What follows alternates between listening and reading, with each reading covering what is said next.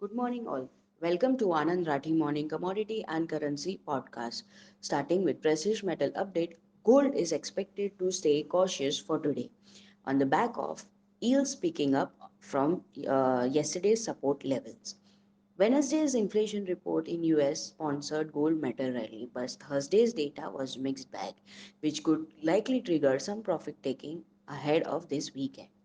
Technically, for gold futures, intraday support is around 72,600 and 72,200. Resistance is around 73,400 and 73,950. Continuing with base metal update, copper prices continue to hover within the range, showing an upside bias as Asian equities responded positively to the latest US inflation data, which bolsters expectations of Fed Reserve's interest rate cuts and the mixed China economic data. With industrial production growing more than expected in April, while retail sales and fixed assets income rose less than anticipated.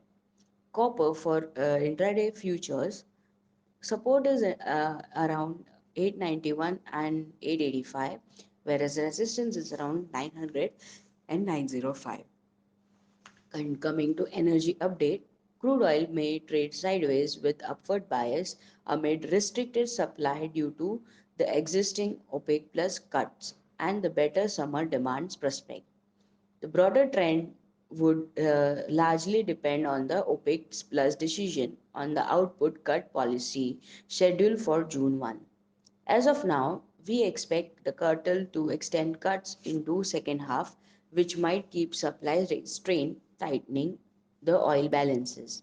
However, if OPEC Plus decide to withdraw cuts, prices might come under downside pressure. Technically, for crude oil, intraday support is around 6,550 and 6,470. Resistance is around 6,660 and 6,740. Coming to currency front, with CPI data out of the way, dollar could remain in range until the month end PCE data. Rate cut hopes have been bolstered by the latest data points, and the narrative has shifted towards dollar softness. Cross currencies such as euro could have some more upside now in short term, but the economic sluggishness of these major economy will force their respective central bank to follow Fed in rate cuts sooner than later. As for USD INR, that is rupee, rupee could remain stuck until the election trigger on June 4th or at least exit poll on June 1. For today, there are no major economic events, so that's all for today's podcast. Have a successful reading day. Thank you.